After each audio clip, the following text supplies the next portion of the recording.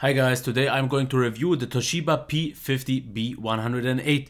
I already reviewed the P70, which is quite a similar device, but as a 17-inch version, but I'm going to take a look at it now because I like this one a lot more.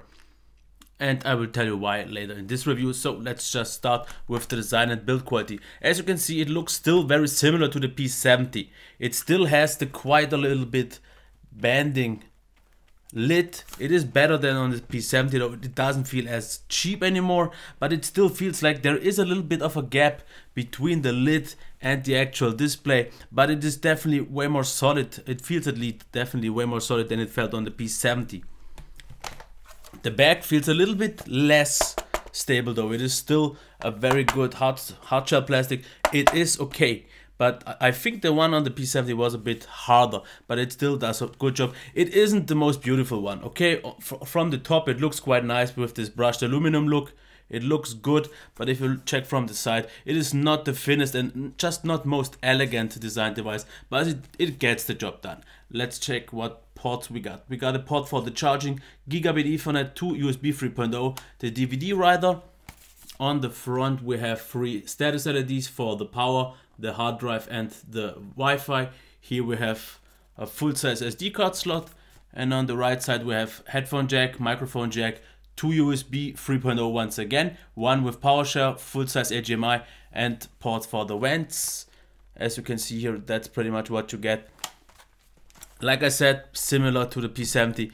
It doesn't feel super premium, it's not the most elegant one, but it gets the job done, and for a 15-incher it is quite nice. So let's take a look at the keyboard now. I did already say I loved it like quite a lot on the P70, and things didn't change here, and I would almost say for some reason for me this one felt even better because it didn't feel as slippery, what I felt to be a bit of a burden maybe, but actually maybe this is why I actually like this keyboard so much, because okay, the key travel itself is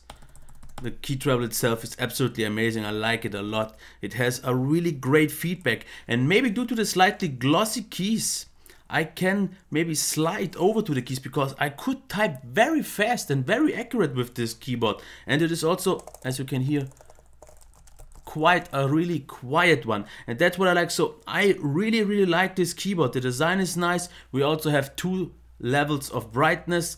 We also have function keys, so the keyboard really couldn't have done much better. Maybe not everyone likes this glossy, but I don't know, I really like the typing. The touchpad itself wasn't that great. It has a nice texture. It is not grippy, not sticky, just a right amount. Also the buttons feel okay. One thing I didn't like so much, if I only want to tap, like now, you can hear, it shouldn't already click because maybe you can see it. It is a little bit loose, and but also I have to one thing to mention.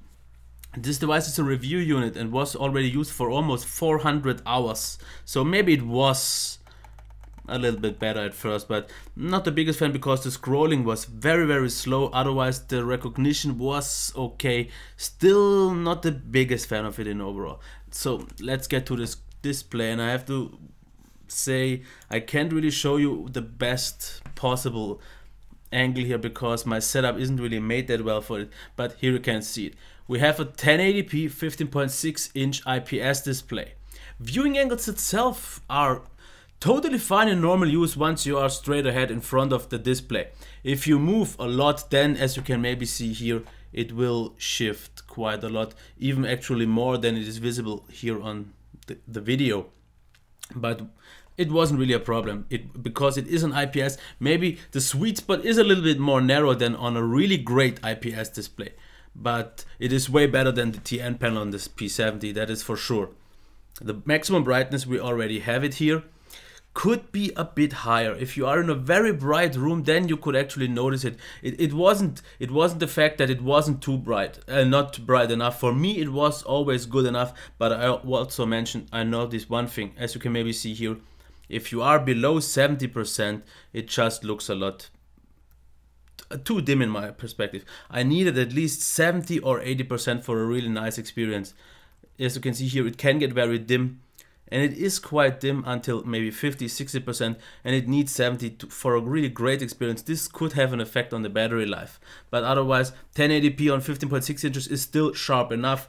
No problems here. It was fine because no scaling issues at all, and still sharp enough. The white, absolutely nicely balanced, not too cold, not too warm.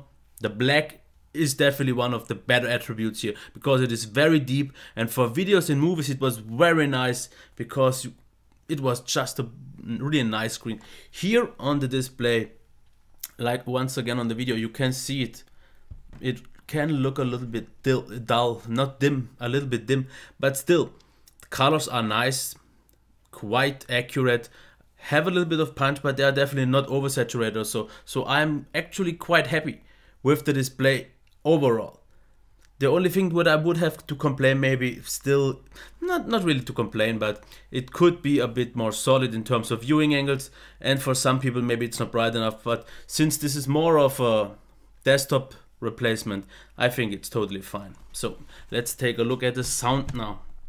I am quite close to the speaker, and one thing I wanted to show off first though, that I have to tell you, because here it is.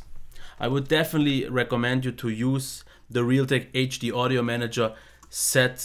Go to sound effects, turn off this button here, I don't know how it's pronounced in English, and then use a different equalizer preset, like maybe here live, because this will enhance the sound a lot, because out of the box it wasn't that loud and it sounded quite flat and mono. With this live preset it sounds way better, and I will show you this now.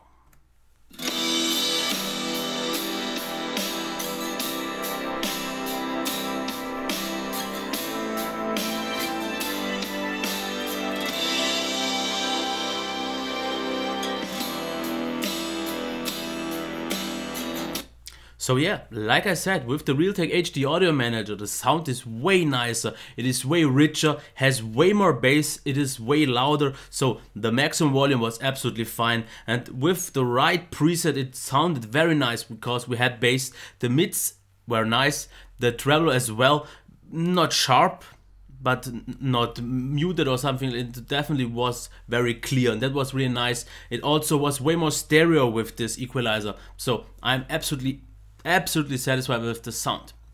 Performance.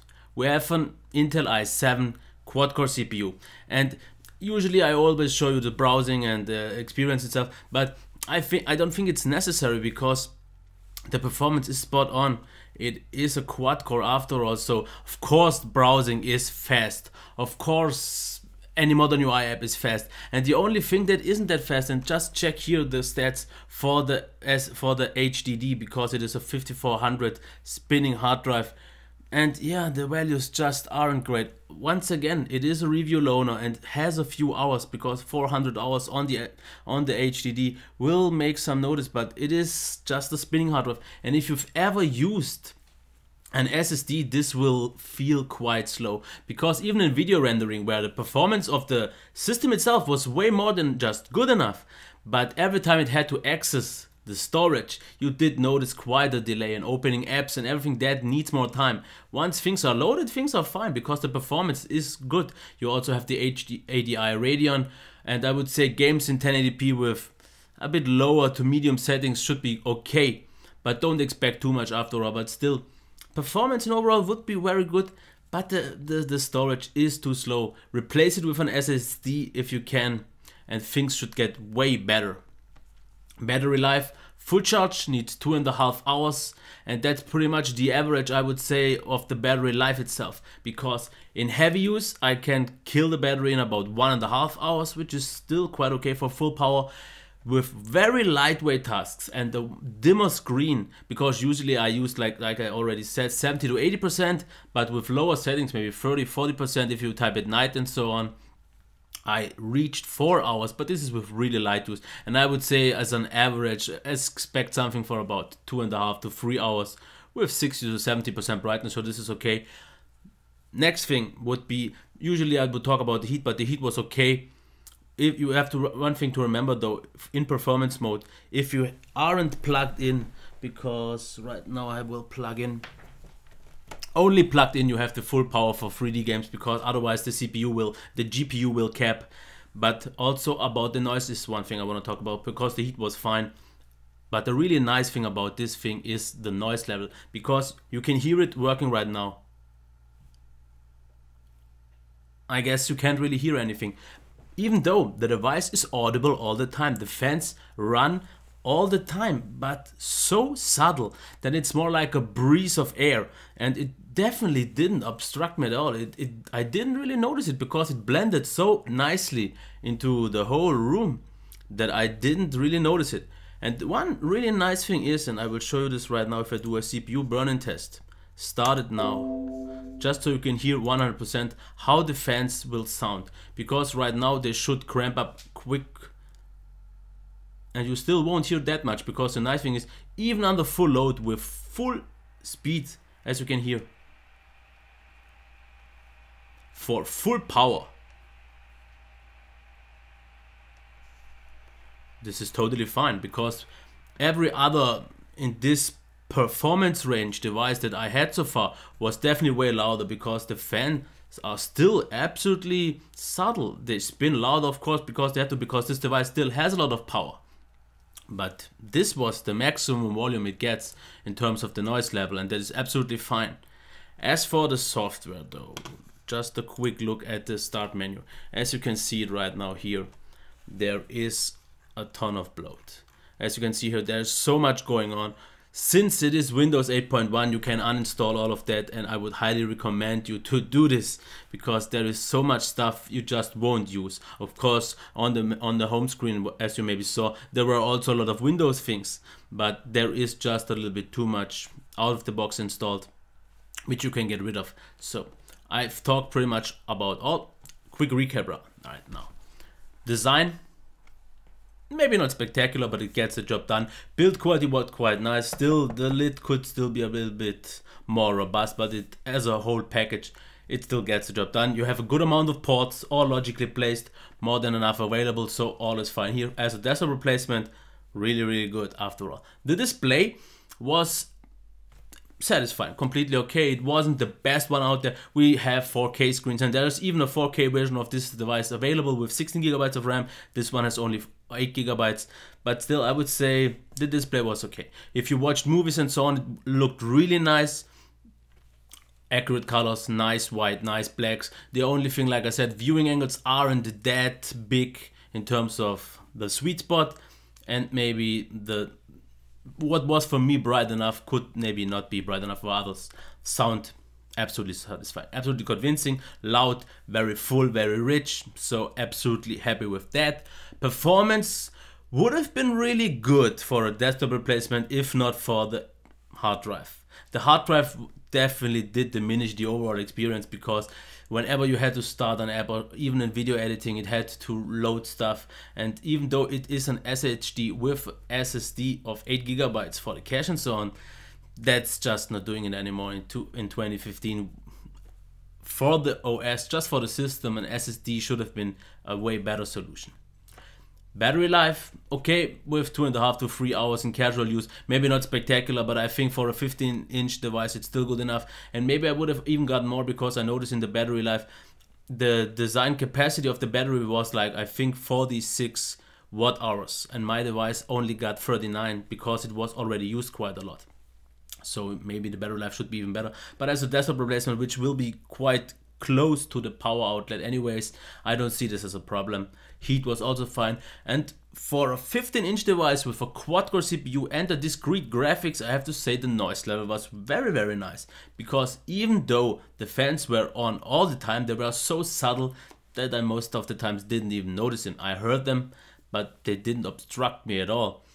The hard drive was something I didn't really notice. Also, you could hear it if you really wanted to, but otherwise it was okay. And even under heavy load, noise was still good. Software totally stable, no issues at all. A lot of bloat which can be uninstalled. So, all has been said. The one thing I have to say though, from what I noticed on the homepage, this is a discontinued device.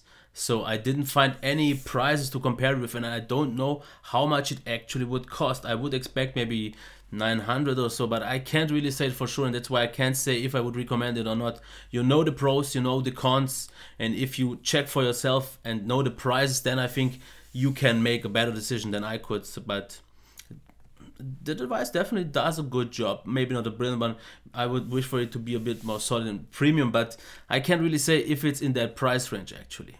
So this was my review of the Toshiba Satellite P50-B-108. Quite a mouthful, I almost forgot it, but yeah. If you have anything else to say, leave me a comment, rate, subscribe. Until next time, bye. I'll be back.